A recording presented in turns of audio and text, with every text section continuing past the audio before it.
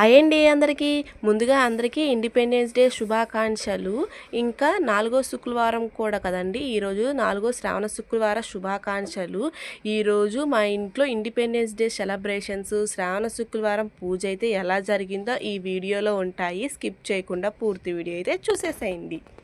ముందుగా ఇడ్లీ బ్యాటర్లో కొంచెం సాల్ట్ వేసి కలుపుకున్నాను. తర్వాత 3 రంగులు, ఒకటేమో ఆరెంజ్, ఒకటేమో వైట్, ఒకటేమో గ్రీన్ కలర్, 3 రంగులు ఇడ్లీ అయితే వేద్దాము అనేసి ఇడ్లీ బ్యాటర్ వేరే గిన్నెలో కొంచెం తీసుకొని, క్యారెట్ అయితే ఆరెంజ్ కలర్ కదా అందుకనేసి క్యారెట్ ఆరెంజ్ కలరే కదా అందుకనేసి ముక్కలైతే కోసేసుకొని మిక్సీ జార్లో కొంచెం వాటర్ అయితే పోసేసుకొని మెత్తగా ప్యూరీ చేసుకొని దాంట్లో నుంచి ఆ పిప్పంతా తీసేసి దాంట్లో నుంచి ఓల్ని ఆ రసం అయితే తీసేసి ఆ ఇడ్లీలు అయితే కలిపేసుకున్నాను. ఒక ఆరెంజ్ కలర్ అయితే వచ్చేసింది.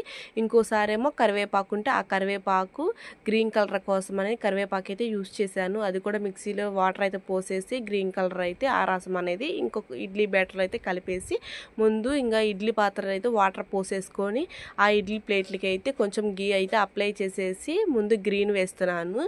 లాస్ట్ ప్లేట్కేమో గ్రీన్ వేసేసాను. ఫస్ట్ ప్లేట్కేమో ఆరెంజ్ వేసేసాను. మధ్య ప్లేట్కి అయితే వైట్ వేసేసాను. 3 రంగులు ఇడ్లీ రావాలి అనేసి నేనైతే ఇలా వేసాను. ఎలా వచ్చిందో చూడటానికి ఈ వీడియో అంతా చూసేసేయండి.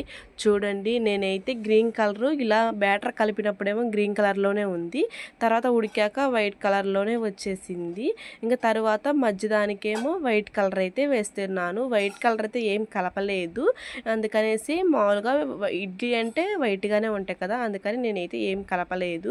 న్యాచురల్ ఫుడ్ కలర్స్ అయితే అవసరం లేదు, న్యాచురల్గా చేద్దాము, ఫుడ్ కలర్ ఏమి కలపకుండా.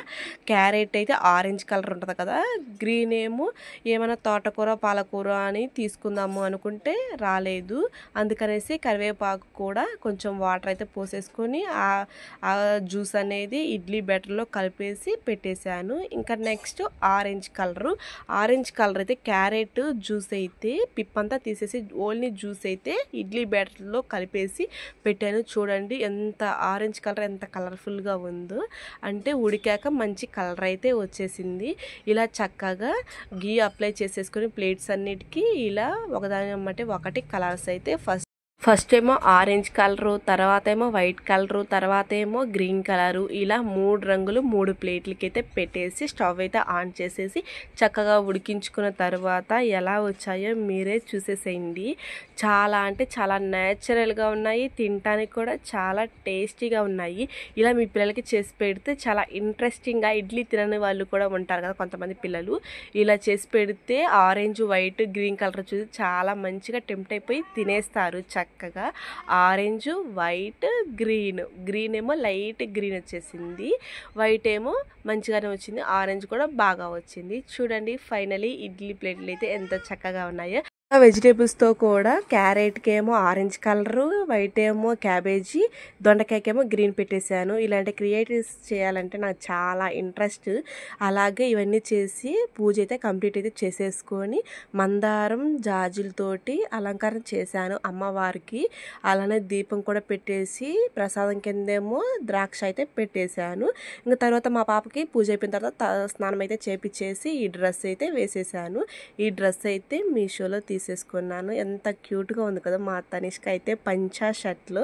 ఇంకా మా ఇంటి దగ్గర సచివాలయం ఉంటే అక్కడికి వెళ్ళి ఫ్లాగ్ హాయిస్టింగ్ అయితే అయిపోయింది. ఇంకా పిల్లలు కూడా ఉంటే వాళ్ళని వీడియో అయితే తీసేసుకుంటున్నాను. పిన్ని వాళ్ళ పిల్లల్ని కూడా భలే చక్కగా రెడీ చేసేసింది. ఒకరికేమో ఆర్మీ డ్రెస్, పాపకేమో ఫ్రాక్, మా పిల్లకేమో పంచా. ఇలాంటి మరెన్నో వీడియోస్ కోసం నా ఛానల్ని సబ్స్క్రైబ్ చేసేసుకోండి అబ్బా.